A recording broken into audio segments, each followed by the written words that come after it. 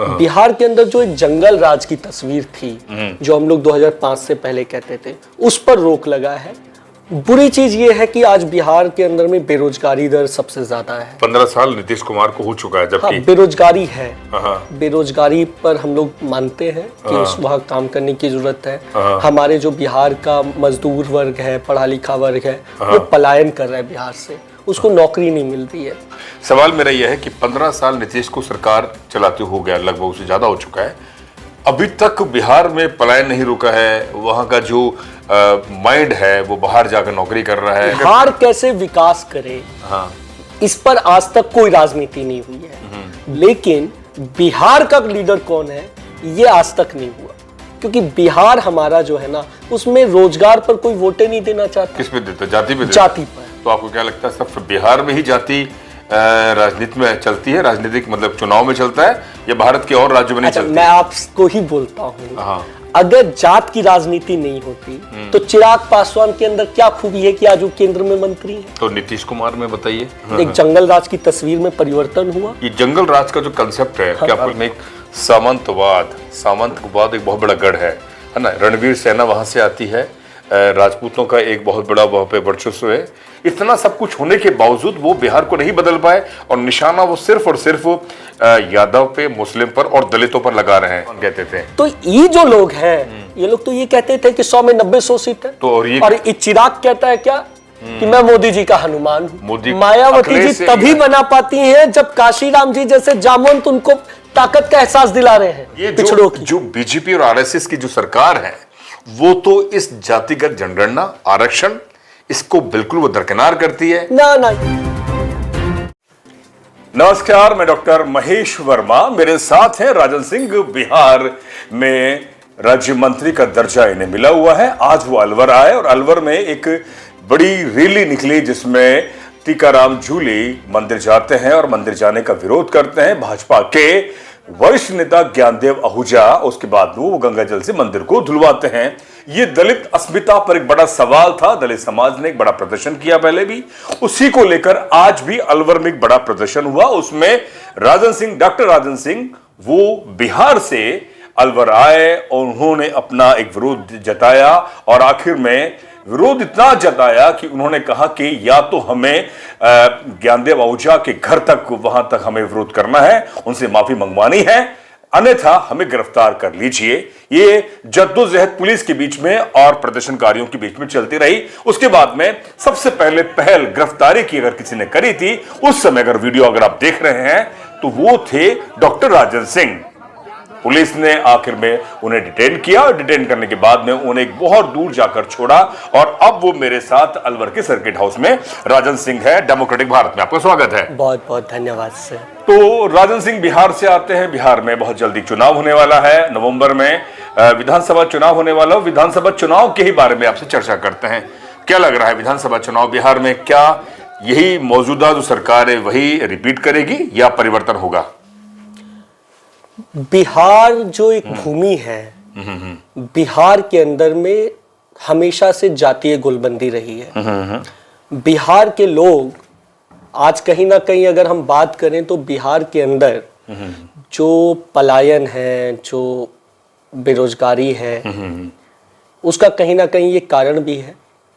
लेकिन जब से भारतीय जनता पार्टी के नेतृत्व में बिहार के अंदर एनडीए की सरकार बनी है, तब से बिहार में विकास हो रहा है, बिहार में रोजगार आ रहा है, बिहार के अंदर पलायन रुका है। लगातार हमारे आदरणीय प्रधानमंत्री नरेंद्र मोदी जी वहां जा रहे हैं। अच्छा। बिहार के अंदर कई बार गृह मंत्री जी का दौरा हुआ है। बिहार के अंदर जो एक जंगल राज की तस्वीर थी, जो हम लोग 2005 से पहले कहते थे, उस पर रोक लगा है। महिलाएं अब बाहर निकलने में डर कम रही हैं। युवाओं का खुलेआम जो मर्डर हो जाता था वो नहीं होता। अच्छा। है। तो इसमें कई हद तक परिवर्तन आया है। अच्छा। अब गांव-गांव में सड़कें हैं। 2005 के बाद नीतीश सरकार की एक उपलब्धि ये भी है कि आज बिहार का गांव-गांव के अंदर में, गली-गली में अच्छी सड़कें हैं। अच्छा। तो कुछ अच्छी चीजें भी हैं। क्या बुरी चीज है, अच्छी चीज आपने बताई? बुरी चीज ये है कि आज बिहार के अंदर में बेरोजगारी दर सबसे ज्यादा है। 15 साल नीतीश कुमार को हो चुका है, जबकि हाँ, बेरोजगारी है। हाँ, बेरोजगारी पर हम लोग मानते हैं कि उस वहाँ काम करने की जरूरत है। हमारे जो बिहार का मजदूर वर्ग है, पढ़ा लिखा वर्ग है, वो पलायन कर रहा है बिहार से, उसको नौकरी नहीं मिल रही है। तो ये जो कुछ कमियां हैं जिस पर अब भारतीय जनता पार्टी की जो साथ में मिलकर सरकार है उस पर काम हो रहा है। और धीरे धीरे अब देखिएगा 2025 में जब दोबारा से बीजेपी के नेतृत्व में जब एनडीए की सरकार बनेगी तो फिर बिहार में काफी हद तक सुधार नहीं। तो ये मैं आपसे, आप मेल न्यूट्रिशन पर आपकी पीएचडी है, ठीक है, डॉक्टरेट हैं, आप पढ़े लिखे हैं। सवाल मेरा यह है कि 15 साल नीतीश को सरकार चलाते हो गया, लगभग उससे ज्यादा हो चुका है, अभी तक बिहार में पलायन नहीं रुका है। वहां का जो माइंड है वो बाहर जाकर नौकरी कर रहा है। मजदूर तो पूरे भारत के, पूरी दुनिया में बिहारी है ना। इतना सब, इतनी आप कह रहे सत्ता आएगी, हम ये इसलिए क्योंकि काफी सारी पार्टियां हैं वहां जो अपनी अपनी जात को लेकर राजनीति करता है। तो क्या नीतीश बिहार कैसे विकास करे, इस पर आज तक कोई राजनीति नहीं हुई है। बिहार के विकास के लिए कोई राजनीति नहीं हुई है। बिहार के अंदर में जात की राजनीति है। जैसे यादव का एक छत्र नेता लालू प्रसाद यादव जी हैं, कुर्मी के एक छत्र लीडर नीतीश कुमार जी हैं, दुसाध के जो एक छत्र लीडर चिराग पासवान हैं, माझी के एक छत्र नेता जीतन राम माझी है। फिर उसके बाद में कुशवाहा के अंदर में सम्राट चौधरी हुए, उपेंद्र कुशवाहा हुए, नागमणि हुए, ये सब लोग लीडर हैं।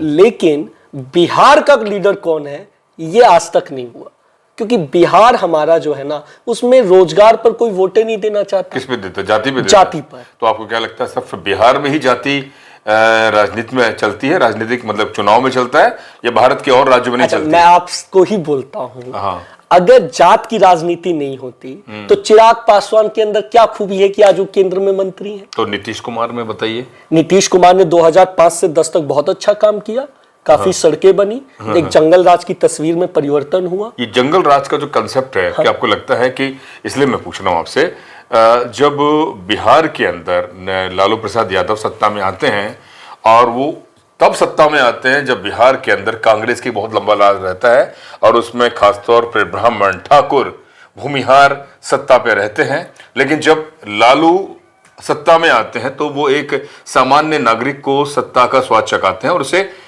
संविधान का ताकत की एहसास होता है। मैं एक चीज मानता हूं, लालू जी जब पहली बार मुख्यमंत्री बन रहे हैं जी, तो बिहार के अंदर जो दबा कुचला वर्ग था, जिसको खटिया पर नहीं बैठने दिया जाता, सवाल उनके अंदर में, क्योंकि एक पिछड़ा मुख्यमंत्री बना, एक एहसास आया, एक परिवर्तन हुआ। जिस यादव समाज को, जो मेहनत कश है, जिसको सिर्फ गाय भैंस दूहने वाला कहा जाता था, वो मुख्यमंत्री बना। एक समाज के अंदर में, एक वर्ग के अंदर में ताकत आई, परिवर्तन हुआ। लेकिन वही 2005 में जब लालू प्रसाद यादव जी के ऊपर भ्रष्टाचार के आरोप लगे और उन्होंने फिर, चाहे वो चारा घोटाला हो, चाहे अन्य कई घोटाले हो, उसके बाद में फिर उनका जंगल राज समाप्त हुआ और नीतीश कुमार जी का उदय हुआ। इससे एक बहुत बड़ी तस्वीर बनी बिहार के अंदर परिवर्तन की। उस परिवर्तन में कई लोग उस समय के नायक थे, चाहे वो नागमणि कुशवाहा हो, जिन्होंने 29 विधायक तोड़ के लोक जनशक्ति पार्टी के और नीतीश कुमार को पहली बार मुख्यमंत्री बनाया था। तो ये सब बहुत सारी चीजें हैं, इस वजह से नीतीश कुमार जी का उद्गम हुआ। 5 साल उन्होंने बहुत अच्छा काम किया, लेकिन उसके बाद वो फिर वही सामंतियों के गोद में सो गए और फिर धीरे धीरे विकास की जो रफ्तार थी वो कम हुई। चीनी मिल बंद हो गए, उद्योग कारखाने बंद हो गए, और उससे बहुत बड़ा लॉस जो हुआ वो युवा वर्ग का। नहीं, जो आप कह रहे हैं कि बिहार में एक सामंतवाद एक बहुत बड़ा गढ़ है ना। रणवीर सेना वहां से आती है, राजपूतों का एक बहुत बड़ा वहां पे वर्चस्व है, रणवीर, और ये भूमिहारों का एक बहुत बड़ा एक मतलब की राजनीतिक ताकत है उनकी, और ब्यूरोक्रेट्स भी उनके पास है। इतना सब कुछ होने के बावजूद वो बिहार को नहीं बदल पाए, और निशाना वो सिर्फ और सिर्फ यादव पे, मुस्लिम पर और दलितों पर लगा रहे हैं। मैं इससे कह रहा हूँ कि ज्यादा ब्यूरोक्रेट्स बना रहे हैं। 15 साल से तो यादव नहीं है मुख्यमंत्री, नहीं है ना। 15 साल से तो दलित मुख्यमंत्री नहीं है। तो जो लोग सीएम होगा उसी को ना दोष दिया जाएगा। 2% कुर्मी है कुर्मी कितना प्रतिशत है? 2%। और राज कितने पे कर रहा है? 98% पर। बिहार के अंदर में एक तरफ मुंगेर जाइए, मुजफ्फरपुर जाइए, लखीसराय जाइए, इधर समस्तीपुर जाइए, उजियारपुर जाइए, पूर्णिया जाइए, कोसी जाइए, सीमांचल चले जाइए, कोई विकास नहीं दिखता है। और जहां से नीतीश कुमार आते हैं, नालंदा चले जाइए, राजगीर चले जाइए, विकास ही विकास दिखता है। ऐसा क्यों करा? मोड़ दिया ना। बिहार का विकास नीतीश कुमार जी ने अपने गृह जिले तक सीमित रखा, जबकि इतनी बार सीएम रहे। यही तो कमी है ना। आज बिहार में अगर सबसे ज्यादा कोई उद्योगपति दिखेगा आपको जो बड़ा आदमी है, तो कुर्मी वर्ग है। अच्छा। वहां पर यादव अब नहीं, यादव हालांकि वो लालू यादव जी के समय पर उसने विकास किया। अच्छा। आज मुलायम सिंह यादव चाहे यूपी के हों, चाहे लालू प्रसाद यादव जी हों, इनके वजह से यादव का एक बहुत बड़ा जो वर्ग था वो परिवर्तन किया। आज उसके सामाजिक परिवेश में भी परिवर्तन आया है। अच्छा। लेकिन बिहार के अंदर आज भी माझी, कलवार, दुसाद, मुसहर, चमार, डोम, धोबी, निषाद, ये लोगों की स्थिति बहुत खराब है। कुपोषण सबसे ज्यादा उनके बच्चों में है, गरीबी सबसे ज्यादा उनके बच्चों में है। केंद्र सरकार इतना बड़ा बजट दे रही है, राज्य सरकार है, सब कुछ है, एनडीए की सरकार है वर्तमान में, तो क्यों अभी तक ये स्थिति बनी हुई है? अफसरशाही हावी है। अफसरशाही में आप देख लीजिए, बिहार का जो भी बड़ा सचिव होगा वो या तो कुर्मी होगा, किसी विभाग का सेक्रेटरी कुर्मी होगा, और अगर मान लीजिए सेक्रेटरी कुर्मी नहीं है तो सेकंड मैन जो होगा वो कुर्मी जरूर होगा। तो फिर सेक्रेटरी साहब नहीं चला रहे। ब्राह्मण? फिर ब्राह्मणवाद तो हावी है ना, हावी है पूरा। ब्राह्मणवाद तो पूरे सिस्टम पर हावी है। ये जो ब्राह्मणवादी व्यवस्था है वो ब्राह्मण से मत समझिए। जो पहले तिलक लगाता था वो ब्राह्मण आज की डेट में सबसे ज्यादा कमजोर है, उसको तो कमजोर कर दिया। लेकिन ब्राह्मणवादी सोच के लोग, जो मनुवादी सोच को क्या किस तरह से आप डिफाइन करेंगे? ब्राह्मणवादी सोच वो जो आज भी अपने घर में डोम, चमार, धोबी, पासी, कल्हार, मल्हार को आज भी अपने घर में नहीं बैठने देते। आज भी वो ब्राह्मणवादी लोग जो आज भी छुआछूत करते हैं, भेदभाव है जिनके पास, आज भी जो लोग मंदिरों में जो छोटे जात के लोगों को नहीं आने देते, तो ये जो सामंती सोच है, ये जो ब्राह्मणवादी सोच है, वो एक बहुत बड़ा वो है जो बिहार को कहीं ना कहीं आज अनडेवलप कर रहा है। तो जो एनडीए सरकार है, अभी पीएम मोदी ने बिहार में जाकर भाषण दिया, ठीक है, और सब कुछ विकास की बात कर रहे हैं, विकास विकास विकास, अभी तक बिहार में क्यों विकास से अछूता रह गया? जबकि आपका केंद्र में भी सरकार है, राज्य में सरकार है, आपने उस जो ब्राह्मणवादी व्यवस्था है, नहीं, जात इतनी है। हर नेता तो जात में अपने आप को जात का ठेकेदार बना लिया। चिराग जी क्या है? अपना जात का ठेकेदार है। और जाकर केंद्र में मंत्रिमंडल का पद ले लेते हैं, हेलीकॉप्टर से उड़ते हैं, फेयर लवली क्रीम लगाते हैं, और इसके अलावा बिहार में कभी बाढ़ आ जाता है। अभी हाजीपुर में बाढ़ आया था, ठीक है, उनका पूरा इधर जो क्षेत्र है पूरा डूबा हुआ था, नहीं गए वहां पर, हेलीकॉप्टर से गए, देख लिए और चले गए दिल्ली। तो ये कमी क्या चिराग पासवान की है या औरों की भी है? नहीं, आप ये बताइए, आज जो दुसाध समाज है, दुसाध समाज आज भी बड़े लोग उनको अपने घरों में नहीं घुसने दे रहे हैं, और उन्होंने अपने मन से सोचकर अपने बड़े भाव से एक लीडर पैदा किया, आदरणीय रामविलास पासवान, जो भगवान स्वरूप है हम लोगों के लिए, क्योंकि वो बहुत अच्छे नेता थे, लोगों से मिलते जुलते थे, उनकी बात सुनते थे, उनका काम करते थे। एक उनका बेटा है चिराग पासवान, तो छवि पासवान, चिराग पासवान, अब बताइए उनकी छवि उनके अंदर है या नहीं है? रामविलास पासवान कब तिलक लगाते थे? मैं आपसे पूछता हूँ, रामविलास पासवान कब तिलक लगाते थे? बुद्धिस्ट विचारक से। तिलक तराजू और तलवार, इनको मारो जूता चार। जयप्रकाश ने बांधी गांठ, पिछड़ा पावे 100 में 60, 100 में 90 शोषित है, 90 भाग हमारा है, धन धरती और राजपाट पे 90 भाग हमारा है, पासवान कहते थे। तो ये जो लोग हैं, ये लोग तो ये कहते थे कि 100 में 90 शोषित है। तो और ये चिराग कहता है क्या कि मैं मोदी जी का हनुमान हूं, मोदी जी का हनुमान हूं, और मैं तो और जिस हनुमान जी की वो बात करते हैं, उस हनुमान जी के मंदिर में उनके लोगों को तो जाने ही नहीं दिया जाता। भाई, बाबा चौहरमल की लड़ाई क्या थी? बाबा चौहरमल ने सामाजिक लड़ाई लड़ी। बाबा चौहरमल की लड़ाई जो थी वो सामाजिक बदलाव की थी। और आज चिराग पासवान क्या कर रहे हैं? और वो क्यों? चिराग पासवान तो ये भी कहते हैं कि मैं आधुनिक भारत का नागरिक हूं और मैं जात पात पे विश्वास नहीं करता। नहीं तो तिलक क्यों लगाते हैं? है ना? तिलक कौन लगाता है?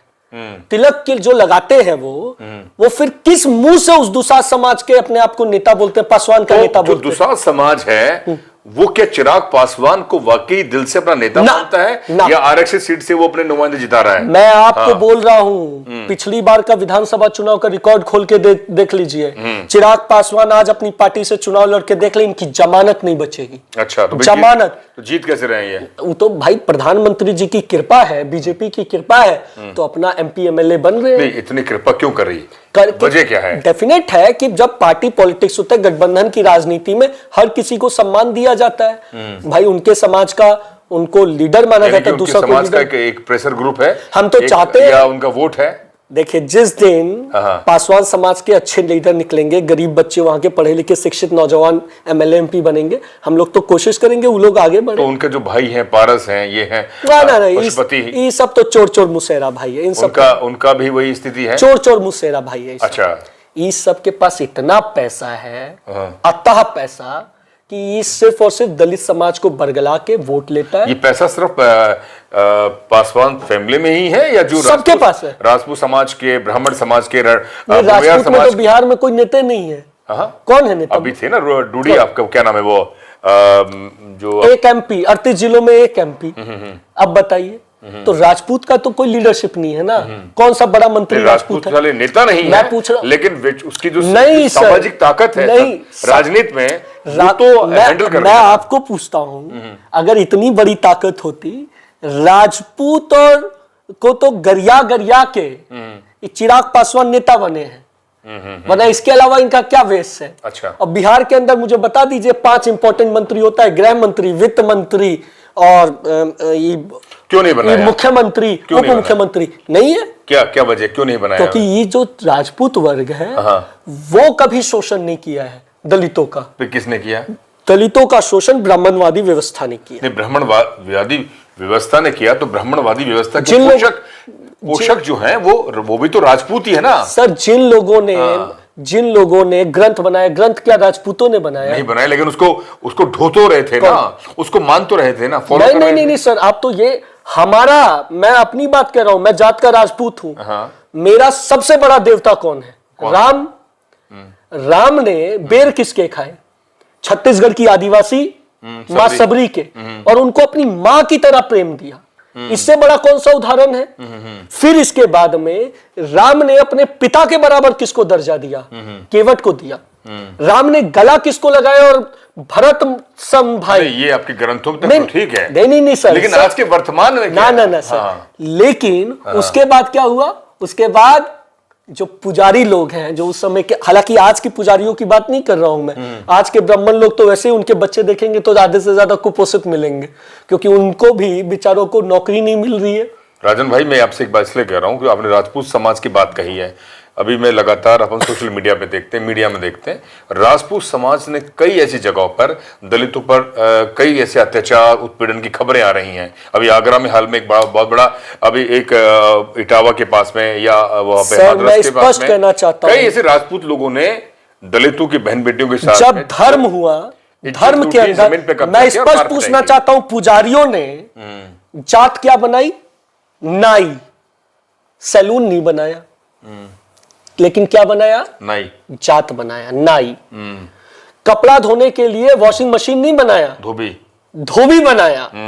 उन्होंने क्या किया? उसके बाद में जो गाय का ये लोग दूध पीते हैं, वो गाय माता जब मर जाती है तो उसको दफनाने के लिए कोई इलेक्ट्रॉनिक मशीन नहीं बनाई, उसके लिए बनाया क्या? डोम। उसके बाद में इन्होंने क्या किया? इसके बाद में एक व्यवस्था बनाई, जो मंदिर के अंदर में जाएगा, मंदिर का जिसमें मूर्ति रखा जाता है, उसका जो पत्थर कूट कर मूर्ति बनाएगा, वो कौन होगा? वो चमार जाति होगा, दलित जाति होगा, जो भी इसके बाद में जो काम करने वाली जातियां ये हैं। लेकिन इन्होंने ग्रंथों में क्या किया? इन्होंने व्यवस्था नहीं बनाई, इन्होंने जाति बनाई। जाति ठाकुरों ने नहीं बनाई। तो ठाकुर जब नहीं बनाई, मान गया मैं, ठाकुरों ने नहीं बनाई। ठाकुर जो है, जो हमारी जो चतुर्वर्णी व्यवस्था है, उसमें वो दूसरे नंबर पे आता है। ब्राह्मण, क्षत्रिय, वैश्य, शूद्र और जो दलित है वो अतिशूद्र है, वो हिंदू वर्ण व्यवस्था का हिस्सा नहीं, वो तो हिंदू भी नहीं है। बाबा साहब ने कहा कि हम अछूतों की लड़ाई लड़ रहे हैं, है ना। अब मैं आपसे पूछ रहा हूं, अब आपने राजपूत की बात करी, मैं इसलिए पूछ रहा हूं, तो राजपूत समाज उस ब्राह्मणवादी व्यवस्था को इतने साल क्यों ढोता रहा? अब जो भी काम करवा रहा है वो तिलक लगवा रहा है ब्राह्मण से, अपना मुहूर्त निकलवा रहा है ब्राह्मण से, हर काम ब्राह्मण से करवा रहा है, और वो उन्हें मालूम है कि उन सब ब्राह्मणों ने हमें इस्तेमाल किया है, तो वो ब्राह्मणों का वो बहिष्कार क्यों नहीं करता? और एक तरफ परशुराम जो ब्राह्मण समाज से आते हैं और 22 बार क्षत्रिय विहीन कर देते हैं, इसमें जो क्षत्रिय हैं वो खुलकर विरोध क्यों नहीं करते? एक बात मैं बोलता हूं, जो ब्राह्मणवादी व्यवस्था थी जी, उस ब्राह्मणवादी व्यवस्था में इतने चालू लोग थे कि उन्होंने क्या किया, उन्होंने सबका ही शोषण किया। अगर हमारा ठाकुर में राजपूत में राजा होता था तो पांव किसका पकड़ता था? किसका पकड़ता था? ब्राह्मण का। तो ये उन्होंने एक अन्याय किया, उन्होंने समानता नहीं दिया, उन्होंने भेदभाव पैदा किया। तो जो भी समाज, जो भी जात भेदभाव पैदा करती है, जो व्यवस्था भेदभाव पैदा करती है, ऐसे वर्ग, ऐसे जात, ऐसे व्यवस्था को मतलब आग लगा देना चाहिए। मैं तो अभी भी कहता हूं। नहीं, आप जो कह रहे हैं ठीक है, आपने इसमें आप बहुत ज्यादा इसमें प्रोग्रेसिव हैं, लेकिन ज्यादातर जो राजपूत समाज में, जानबूझ के कह रहा हूं, राजपूत समाज फिर इस व्यवस्था को क्यों नहीं धिक्कारता, क्यों नहीं लात मारता? वो भी क्यों अपने से जो कमजोर वर्ग है, अच्छा मैं आपसे पूछता हूं, डॉक्टर भीमराव अंबेडकर जी, आदरणीय बाबा साहब को भारत रत्न किसने दिया? मैं मान गया वीपी सिंह की सरकार में थी। क्यों? कांग्रेस में क्यों नहीं? मैं मान गया आपकी बात। बाबा भाई कोलंबिया यूनिवर्सिटी के अंदर वो जाते हैं तो बड़ौदा के महाराज उनको सहायता करते हैं। मेरा बात वो नहीं है। नहीं, आप दलितों को सबसे ज्यादा प्रेम अगर कोई वर्ग करता है तो वो राजपूत करता है। और दलितों से सबसे ज्यादा नफरत किसी ने की, सबसे ज्यादा उनका शोषण किया, उनको जात का डोम चमार, धोबी, पासी, कलार, कमार बनाया, तो वो ब्राह्मण लोगों ने बनाया। तो मित्र मेरे, अब से मैं कह रहा हूं, तो इतनी जो घटनाएं हैं अभी आप उठा के देख लीजिए, तो वो कौन से राजपूत है जो आज भी दलितों पर अत्याचार कर रहे हैं, दलितों के साथ बहन बेटों की नहीं, जो अत्याचारी तो अत्याचारी है, उसकी जात क्यों वो जाति देखकर मार रहा है? नहीं, वो अगर राजपूत समाज का है, अगर अत्याचार कर रहा है तो उसका डेफिनेट है, उसका विरोध। आप प्रोग्रेसिव है, मानता हूं, ठीक है आप, लेकिन कई लोग ऐसे हैं जो आज भी अपने आप को तलवार त्रिशूल निकालकर वही अपना इतिहास को गौरव में महसूस करते हैं, और वो देखते हैं कि दलित है, उसके साथ मैं इज्जत लूटूंगा, उसकी जमीन पर कब्जा करूंगा। इस तरह की घटनाएं ये इसलिए है सर, ये इसलिए क्योंकि दलित लोगों को उनका इतिहास नहीं पढ़ाया गया। ब्राह्मण ठाकुरों के पास तीर तलवार बाद में आया, आदिवासियों के पास भाला पहले आया। भारत का मूल निवासी, तो जिस दिन मूल निवासी अपना भाला उठा लेगा और विरोध जो उसका शोषण कर रहा है, जब उसके हाथ में भाला होगा और भले ही वो राजपूत समाज का उसके हाथ में तलवार होगा, तो कोई किसी का वो कर पाएगा शोषण? तो क्या मानते हैं? चलिए, एकता के लिए सबसे इंपॉर्टेंट गलती क्या हुई? कांग्रेस की सरकार जो रही, इस कांग्रेस की सरकार ने इतिहास ऐसा बदल दिया कि पूरा दलित समाज को किस तरीके से उनके अधिकार, उनके स्वाभिमान, उनका पौराणिक व्यवस्था, उनकी ताकत को किस तरीके से आगे लेकर जाया जाए, उनको ताकत का एहसास दिलाया जाए। जिस दिन दलित समाज को, क्योंकि ये तो कहते हैं ना चिराग पासवान जी की, हम लोग तो मैं हनुमान हूं, जिस दिन दलित समाज को एक अच्छा जामवंत मिल जाएंगे, उस दिन दलित समाज का प्रधानमंत्री होगा। अच्छा, तो मैं आप कह रहे हैं कि उनका प्रधानमंत्री होगा। आज इसमें बीजेपी की सत्ता है, आरएसएस का विचार चलता है बीजेपी के अंदर, तो बीजेपी दलितों को, खास तौर पे दलितों को, जो है इस देश का बहुजन है, उसको किस नजरिए से देखती है? उसे इस्तेमाल कर रही है वोट के तौर पर, या उन्हें समानता का अधिकार देती है? समानता मतलब बराबरी। जो सम्मान आपको मिल रहा है वही डॉक्टर महेश वर्मा को मिले, वही राजन सिंह को मिले, तो ये है कि अच्छा, ये देखिए जी, आज किसकी सरकार है? आज तो पिछड़ों की सरकार है ना। पिछड़ों की कैसे हो गई? क्यों? प्रधानमंत्री जी ओबीसी समाज के, सिंबॉलिक यही चीज है। समाज में परिवर्तन यही आता है। मित्र, परिवर्तन आदिवासी राष्ट्रपति है, पिछड़ा समाज से हमारा प्रधानमंत्री है, गरीब माँ का बेटा, चाय बेचने वाली का बेटा आज वो प्रधानमंत्री है। ये तो गर्व की बात है। वो सब ठीक है, वो कितना ओबीसी के लिए काम कर रहा है। कौन? आप मेरी बात सुनिए, द्रौपदी मुर्मू अगर आदिवासी समाज से है, ठीक है, वो रबर स्टैंप है ना।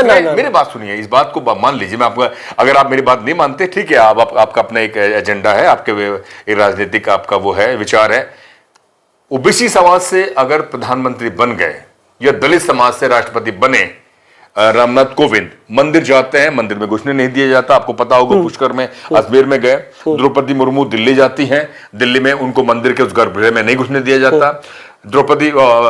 रामनाथ कोविंद राष्ट्रपति थे, उनको राम मंदिर का जब शिलान्यास या उद्घाटन हो रहा था गर्भगृह, तो बोल रहा हूं, तो राजपूतों ने थोड़ी घुसने नहीं दिया। हाँ, तो ब्राह्मणवादी व्यवस्था ने ऐसी व्यवस्था बनाई है। यही तो मैं कह रहा हूं। तो लड़ाई किसकी है? लड़ाई इसकी है, देखिए सुनिए, क्षत्रियों ने सदैव दलित समाज की रक्षा की है। क्षत्रिय सिर्फ रक्षा करने का काम है। जैसे दलित समाज जो है उसका काम सेवा है, उस सेवा करता है, उस साफ सफाई नहीं। साफ सफाई लोग गलत कहता है कि साफ सफाई ये सब गलत है। उसका काम है सेवा। मतलब सेवा जैसे माँ करती है, क्रियाशील रही है। दलित समाज माँ का काम निभाता है। प्रोडक्ट बनाया माँ हम लोगों का बचपन में प्रोडक्टिव रही है जाती। मैं आपको बताता हूँ, माँ हम लोगों का बचपन में हम लोग लैट्रिन बाथरूम कर देते थे, कौन साफ करता था? माँ।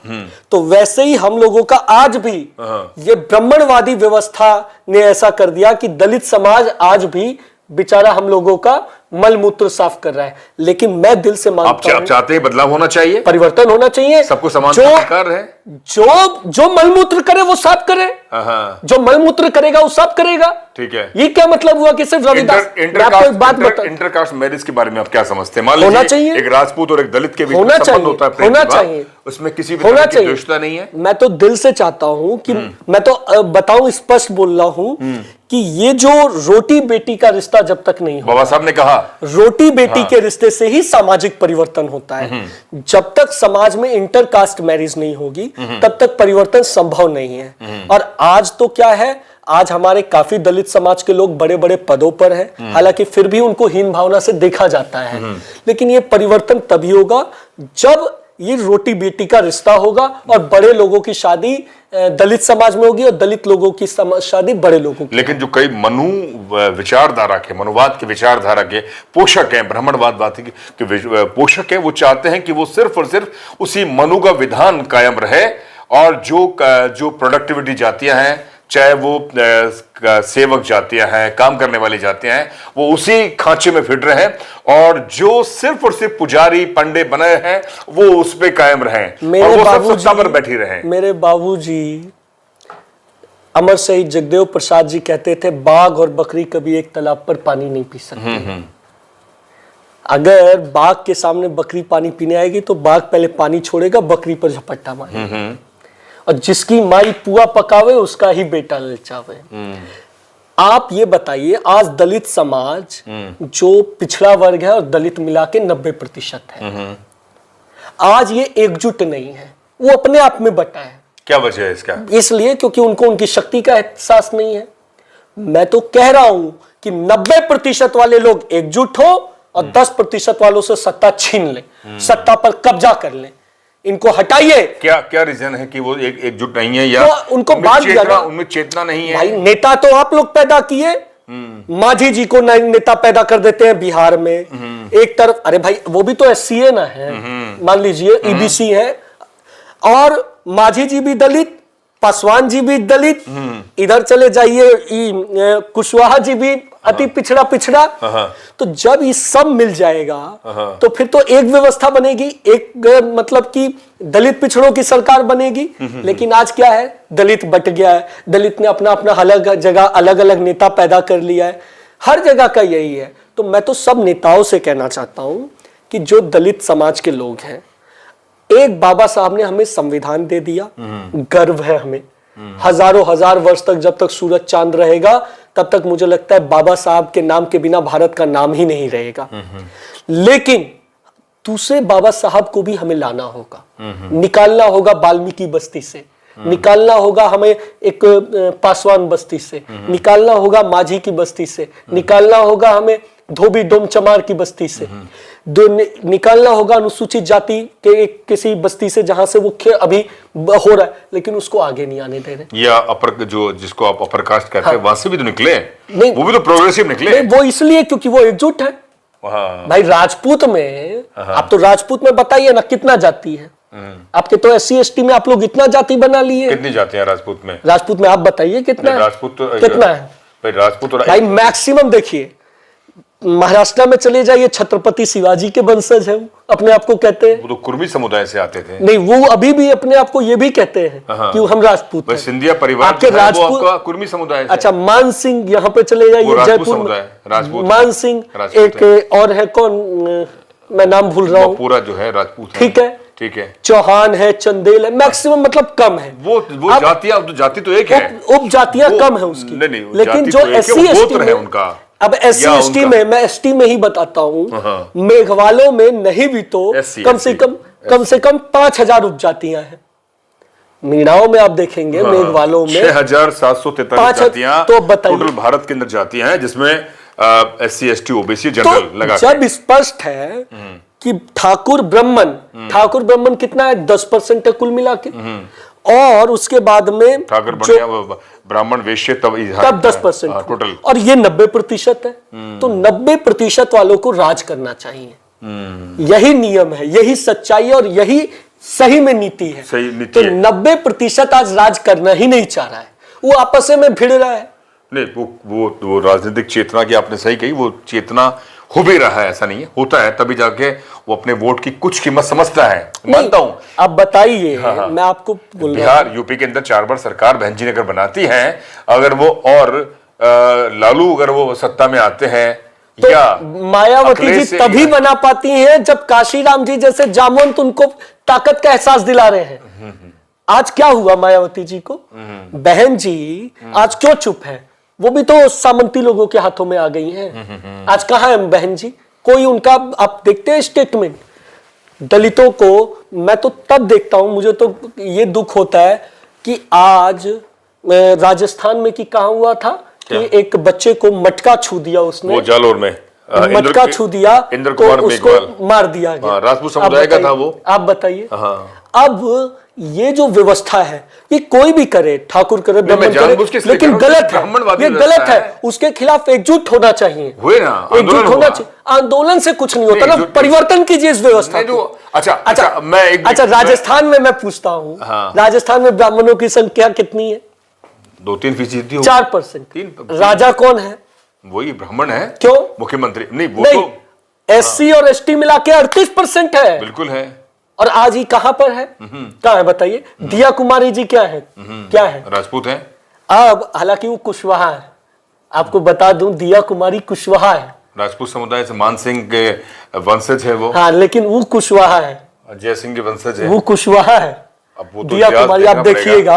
अच्छा, चक्कर क्या है, 38% वाला आंदोलन करता है और 4% और 6%, और मैं अपने राजपूत समाज की भी बात करता हूँ, 10% राज कर रहा है। तो मैं तो अभी भी बोल रहा हूँ, हाँ, अगर हम 10% है तो हमें 10% प्रतिनिधित्व दो। अच्छा, अब मैं लेकिन 90% जो है उसको राज करना चाहिए। मान लीजिए जातिगत जनगणना केंद्र में होती है, बिहार में नीतीश ने करवाई, पता लग गया सारे आंकड़े, कुर्मी 2% हैं, राजपूत 2% हैं, यादव 14% हैं, दलित 10-12% जो हैं।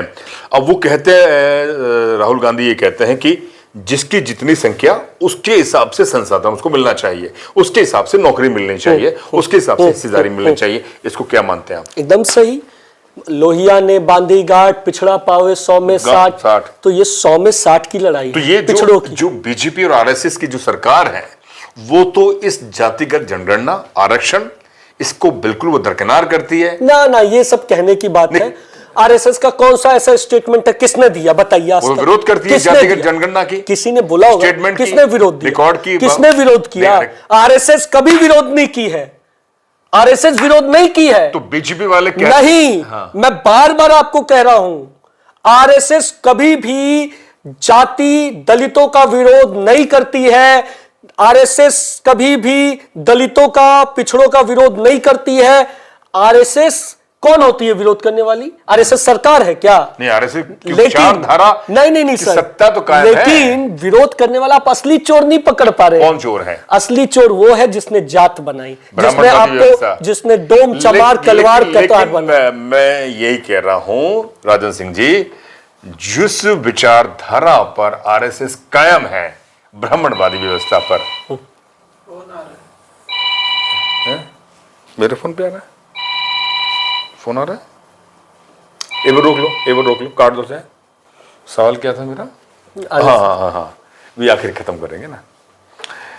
जिस विचार स्टार्ट हो गया, जिस विचारधारा पर आरएसएस कायम है वो ब्राह्मणवादी व्यवस्था है, और आप कहते हैं कि आरएसएस विरोध नहीं कर रही जातिगत जनगणना की हिस्सेदारी की, तो ये कैसा सा, मतलब ये कैसा कहना कि आरएसएस विरोध नहीं कर रही? नहीं, मैं तो आपसे पूछता हूं, आज तक आप आरएसएस के किसी भी लीडर का नाम बता दीजिए जिसने दलित और इसने आरक्षण का विरोध किया हो। ये जो व्यवस्था है ये तो इन्होंने बनाई, पंडित जी लोगों ने उस समय के। आज के तो पंडित जी नहीं, आज के बेचारे पंडित जी लोग तो वैसे ही बेचारे इतने गरीबी में जी रहे। कैसे गरीब हैं? ना, आज के तो वो बेचारे गरीबी में जी रहे। नहीं, मैं स्पष्ट बोल रहा हूं। पूरी व्यवस्था देखिए, अगर मैं ये कह रहा हूं कि पिछले कुछ जो पहले के जो कुछ राजा थे, डेफिनेट है कि उन्होंने दलितों पे अत्याचार किया। अगर उन्होंने ये व्यवस्था बनाई थी कि दलित झाड़ू कमर में बांध के चलेगा, तो डेफिनेट है कि मैं तो राजपूत हूं, मैं ऐसे भी उस पर शर्म करता हूं। लेकिन आज का राजपूत शोषण नहीं करता। आज का राजपूत क्षत्रिय जो वर्ग है उस सम्मान करता है, दलितों से प्यार करता है, उनकी रक्षा करता है। आज क्या है, आज की व्यवस्था में पहले के जो ब्राह्मणवादी व्यवस्था के लोग थे, उन्होंने डेफिनेट है, उन्होंने ऐसी व्यवस्था बना दी, जात बनाया, डोम चमार धोबी पासवान उन्होंने बनाया।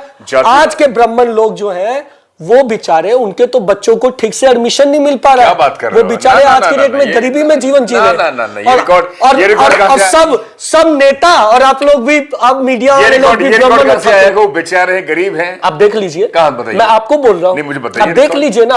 अच्छा ये बताइए, आज की डेट में जब आरक्षण है, डेफिनेट आरक्षण है, ये तो इसमें तो कोई शक नहीं है, तो 50% कौन है? अब मैं बताइए, सुनिए, मैं 50% कौन है, मैं सर ये पूछना चाहता हूँ, कौन है? बोलिए 50% कौन से, मतलब कौन है? देखिए 16% आरक्षण मैं आपको बता देता हूं। एससी सुनिए, हाँ 16, 27% टोटल ओबीसी 3%, उसमें एसटी है। ओबीसी को केंद्र में मिलता है 8%, हाँ। ठीक है, 16, 8, 22 हो गया, हाँ। ठीक है, 27% ओबीसी को, हाँ। ठीक है, 49, 49.5 हो गया, ठीक है, 15.5, 8, ये 22, 22.5 हो गया, और बाकी 27% ओबीसी हो गया, 49.5, ठीक है। बाकी का जो 50% है वो ओपन कैटेगरी है, ठीक है, उसमें भी आपने 10% अलग से आपने ईडब्ल्यूएस को दे दिया। तो ईडब्ल्यूएस तो सबके लिए है, ब्राह्मण ठाकुर के लिए थोड़ी। रिकॉर्ड निकालिए ना, नहीं ब्राह्मण ठाकुर के लिए थोड़ी है। ना, ओपन ईडब्ल्यू, आप रिकॉर्ड निकालिए ना। मैं रिकॉर्ड की बात कर रहा हूँ, रिकॉर्ड निकालिए आप, बल्कि इसकी नहीं, इकोनॉमिक आप इसकी बात जरूर कीजिए। लेकिन ये मैं आपको जो बात बोल रहा हूँ इसकी जरूर बात कीजिए कि पहले क्या था दलित लोगों का काम। हमारे जो दलित समाज के लोग थे, वो लोग क्या करते थे, उन लोगों को काम दिया गया कपड़ा साफ करने का, उनको काम दिया सफाई का, उनको काम दिया गया लेटरिन बाथरूम साफ करने का। सच्चाई ये है कि आज भी हमारे दलित भाइयों से जिनको नौकरियां मिली है, उनसे आज भी सरकारी सेवा में भी सिर्फ यही काम लिया जा रहा है। बड़ी सेवा में जो है वो आज भी ब्राह्मणवादी लोग कब्जा किए हुए। वही तो मैं कह रहा हूं, ये बोल रहा हूं। लेकिन इसकी लड़ाई ब्राह्मणवादी का सबसे शीर्ष पर है तो ब्राह्मण ही तो है। नहीं तो शीर्ष, अरे साहब, हर यूनिवर्सिटी का वीसी ब्राह्मण है, प्रोफेसर ब्राह्मण है, आपके जो टॉप के जो आईएएस सेक्रेटरी हैं, वो ब्यूरोक्रेट से वो कौन है, ब्राह्मण है। मैं राजस्थान की बात कर रहा हूं, आप जयपुर चले जाइए, आप अलवर चले जाइए, तो आप कह रहे हो कि बेचारा है, गरीब है, ये तो शायद जानकारी हम लोग तो कह रहे हैं परिवर्तन होना चाहिए, लेकिन आप लोग असली चोर जब तक नहीं पकड़ेंगे तब तक नहीं। ये इस पे बहुत लंबी बहस हो जाएगी। बिहार में प्रशांत किशोर पी के अभी उन्होंने सभा करी आपके आजाद मैदान है शायद, गांधी मैदान में बहुत ज्यादा कुर्सियां खाली थी। वो कह रहे हैं कि इस बार हम परिवर्तन कर देंगे। वो अच्छे मैनेजर हैं, अच्छे मैनेजमेंट करता है, या अच्छे नेता हैं, क्या है वो? 100 चूहा खाकर बिलाई हज को चली। अच्छा, कांग्रेस का पैसा, टीएमसी का पैसा, उधर तमिलनाडु साइड में पैसा बीजेपी का पैसा लेकर, और अब कह रहे हैं भ्रष्टाचारी, मतलब वो कहते हैं कि मैं तो काम करता था तो पैसा मिलता था, पूजा पाठ कराते थे क्या? डेफिनेट है, चोर लुटेरों को चुनाव जितवाते थे, उससे पैसा कमाते थे। अच्छा। और उसके बाद अब कह रहे हैं बिहार में चोर बेईमान हटाएंगे, अपनी सरकार बनाएंगे। कैसे बना लेंगे वो? कैसे बनाएंगे? क्या उनके पास कोई राजनीति को जाति तो प्रशांत किशोर क्यों बोलते हैं? वो कौन सी जात के हैं? अब बताइए किस जाति के हैं? सामंती लोगों ने इस बार स्पष्ट कर दिया है कि हम किसी भी तरीके से बिहार के अंदर में परिवर्तन नहीं होने देंगे। प्रशांत किशोर किस जाति से आते हैं? ब्राह्मण है वो। ब्राह्मण है। ब्राह्मण है तो क्यों नहीं बोलते हैं कि मैं ब्राह्मण हूं? भाई ब्राह्मण बोल के बोले ना। उनका वोट क्या है? कितना है? कौन वोट देगा उनको? भाई उनका कोई कोर वोटर होगा ना। बीजेपी के पास है। किनके? बीजेपी का अपना कोर वोटर है। भाई उनके पास ब्राह्मण भी है, ठाकुर भी है, बनिया भी है, और ओबीसी में भी काफी हद तक तेली उली सब है। ठीक है। कुर्मी है। ठीक है। इसके अलावा ये है भूमिहार है। भूमिहार तो ये सब है। लालू यादव के पास यादव है, मुस्लिम है, कुछ हद तक मुस्लिम, वो कुछ हद तक कुशवाहा भी है, दलित भी है। हाँ। कांग्रेस के पास अपना है, दलित वोट बैंक है, मुस्लिम भी है।